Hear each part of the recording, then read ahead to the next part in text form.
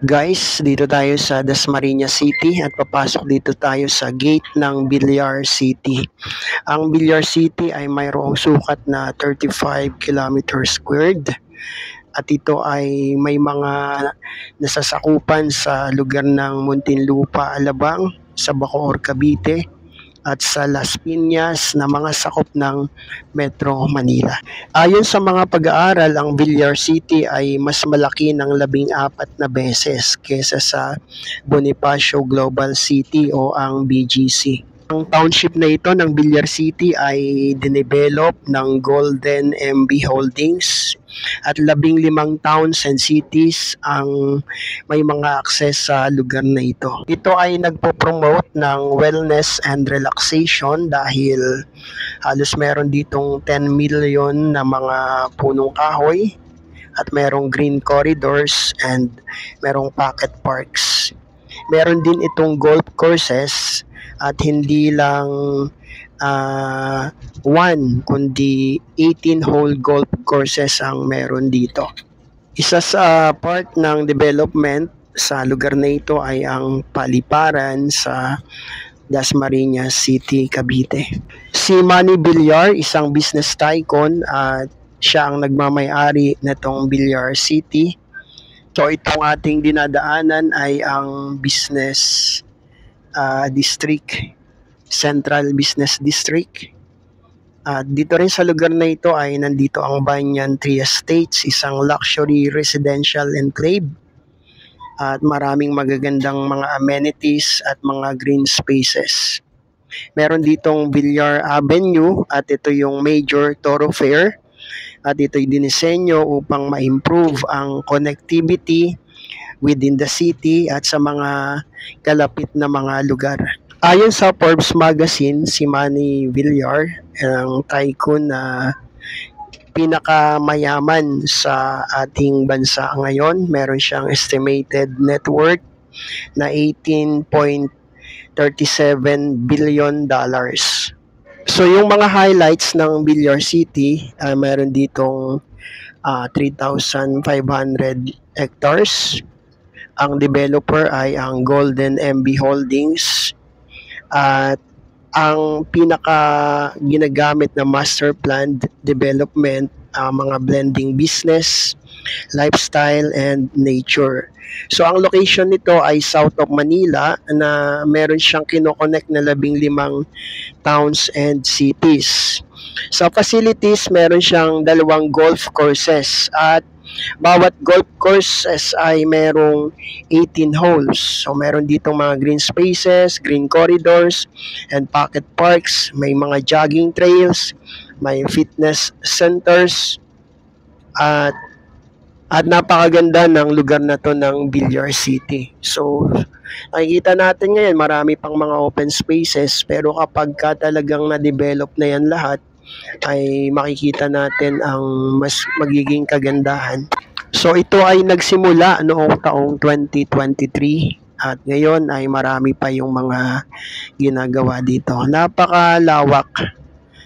At sa kaliwa, sa kanan natin, makikita natin yung mga pwede pang pagtayuan ng mga magagandang plano ng Villar City.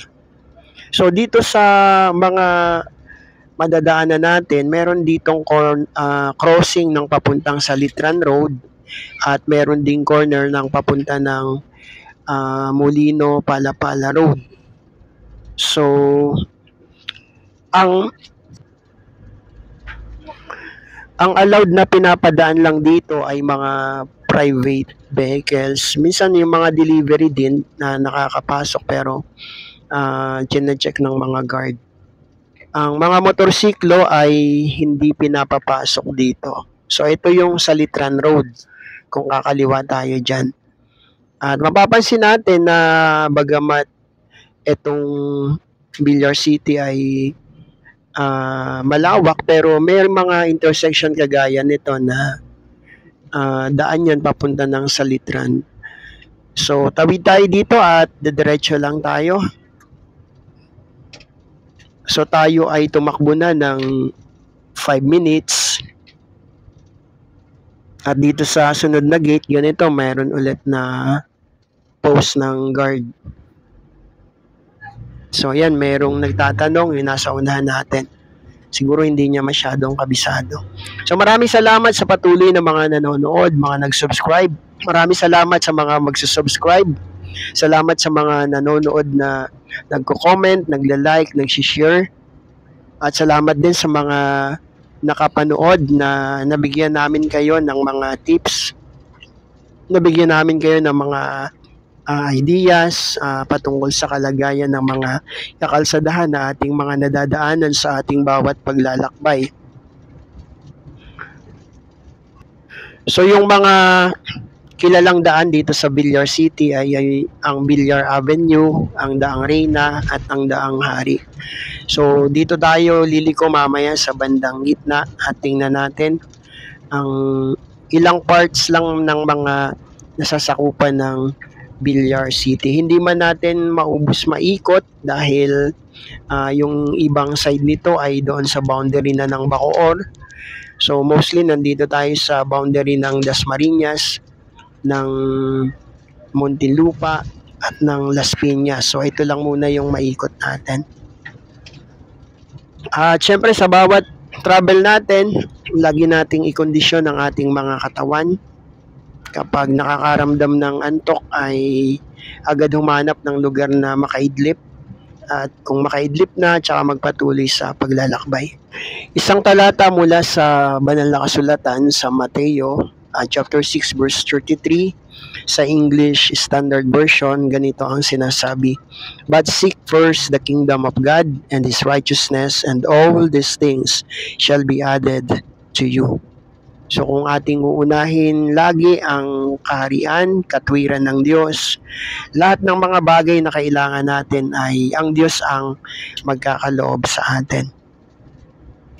Minsan dumarating man sa ating isip ang mga alalahanin, pero lagi lang nating ipagkatiwala sa Panginoong Diyos anumang mga problema, mga pagsubok na ating kinakaharap, dahil ang tunay na tagumpay ay ang Panginoong Diyos ang nagbibigay. Minsan kung tayo'y nanghihina, kaya tayong palakasin ng Panginoon. Kung tayo napapagod, tayo ay muling bibigyan ng Panginoon ng kalakasan. So mahaba-haba na rin yung ating tinakbo at meron ditong speed limit. 60 kph yung speed limit. Pero wala naman akong nakikitang mga monitoring ng speed kagaya ng mga speed gun. Pero syempre binapatupad nila dito ang 60 kilometers per hour na takbo ng mga sasakyan. Meron ditong isang sikat na kapehan dito sa lugar na to at marami yung mga pumapasyal dito. Kung dediretsuhin natin to, ang tutumbukin natin ay ang mga nadaanan na natin nung minsan, yung Daang Hari. So dito naman tayo sa kabilang side sa bandang gitna. Okay, kaya kapag dumiretso dyan, Daang Hari yung lalabasan. Ngayon, kakaliwa tayo dito.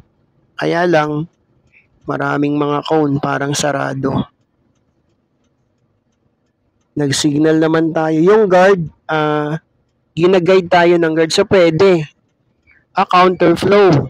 Ano kayang meron dito? So, ayan, pinag-go tayo ng guard. Maraming salamat sa guard.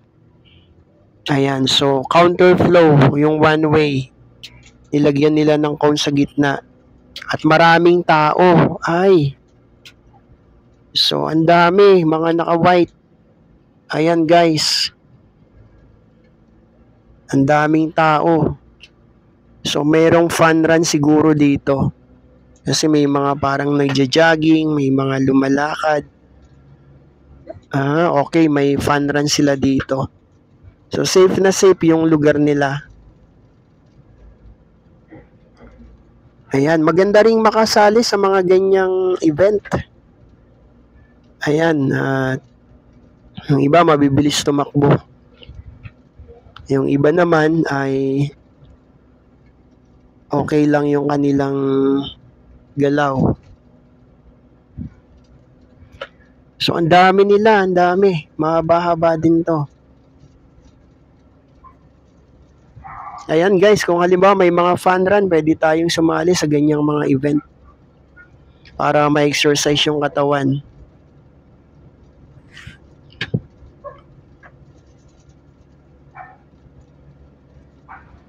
So, ang haba nga nung fun run nila.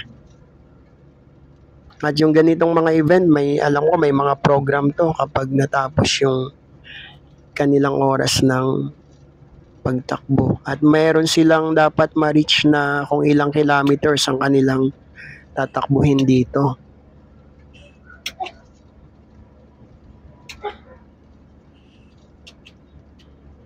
So may mga nakasalubong tayo, pailan-ilan na mga sasakyan.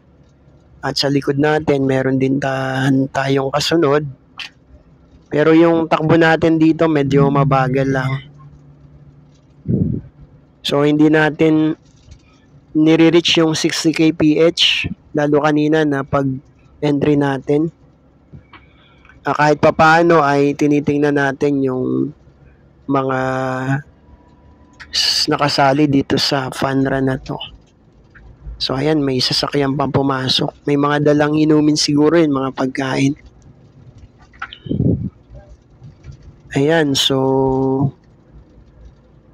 yung iba naiwan na. Ayan. At may motor ding pumasok.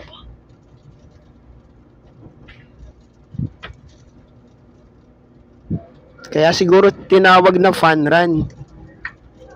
Kasi yung iba habang tumatakbo ay masasaya. Nagkukwentuhan. Naglalakad na yung iba.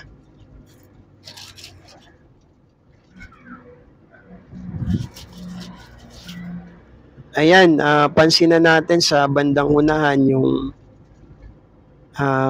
parang pinaka place nila na magkakaroon ng program.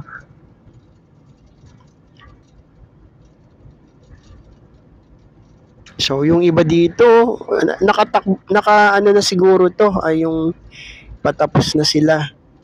Pero yung iba papunta pa lang. So yun yung kanilang place. So ayan guys, nakita nyo yung parang may arco sa right side. So diretso lang tayo dito. So ayan yung mga sasakyan nila, mga nakapark dito. Ayan. So ilan lang to sa park ng Villor City na ating naikutan ngayon. At sa mga susunod, siguro ay ikutan naman natin yung doon sa boundary ng Bacoor. So ayan, maraming salamat guys. Hanggang sa muli, samahan nyo ang inyong lingkod sa ating mga lakbay travel. Pagpalain tayong lahat ng ating Panginoong Diyos. Muli, nagpapasalamat. Ito ang inyong lingkod, Pinoy TV.